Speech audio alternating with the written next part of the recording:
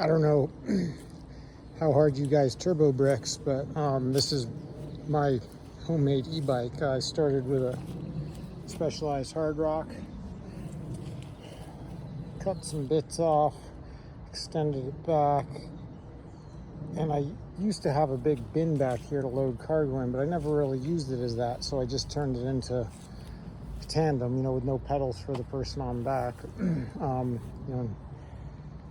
For 8 months out of the year, my girlfriend and I just take this anywhere around Portland instead of driving. It's got a 1500 watt hub motor that does kind of like to overheat a little bit.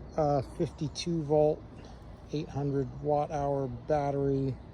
If I run it hard with the throttle, I do start getting reduced power. I did add Statorade to it, ferromagnetic fluid, to help get more heat into the hub shell, and then I bought a big block of heat sink off of eBay, cut it with the table saw, and then ripped it into strips, and JB welded that to the hub shell. That definitely improves recovery time a fair bit when you do get it too warm. I've got a bunch of cool shit set up on here. That is a Stormy Archer 3-speed hub. Chain from the cranks drives the cog like it's supposed to.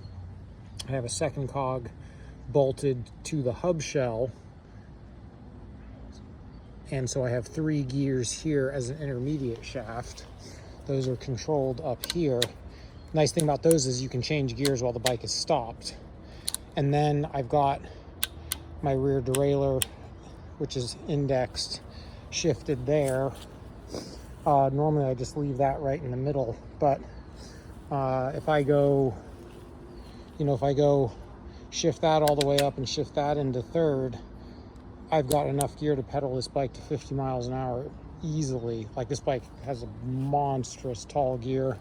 Got my bell, banging ass headlight control right there.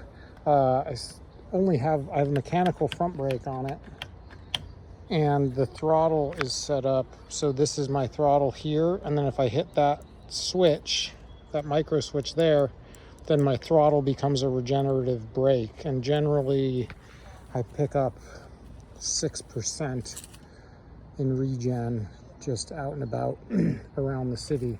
And that is a 29er mountain bike wheel, and that is a 26-inch mountain bike wheel. So yeah, this is all kinds of cobbled and scabbed together, but